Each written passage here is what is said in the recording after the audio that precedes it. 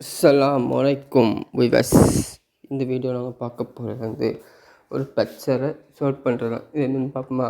இப்போ ரவி, குமார், ரோகன் 3 பேருக்கு சேர்க்கும்போது 3 பேர் புள்ளியுமே எக்ஸாம் மாத்திர 100 ஆகுது.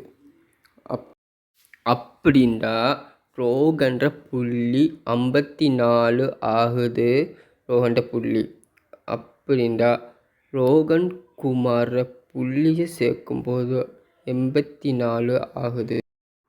குமார் ரவிர புள்ளியை சேர்த்தா 46 ஆகுது. அப்படின்னா குமார புள்ளி என்ன, ரவிர புள்ளி என்ன கண்டுபிடிங்க. உங்களுக்கான டைம். அஸ்ஸலாமு அலைக்கும். நான் உங்கள் ஃபஸ்ட்லு அடுத்த ஞாயிற்றுக்கிழமை பார்க்கலாம்.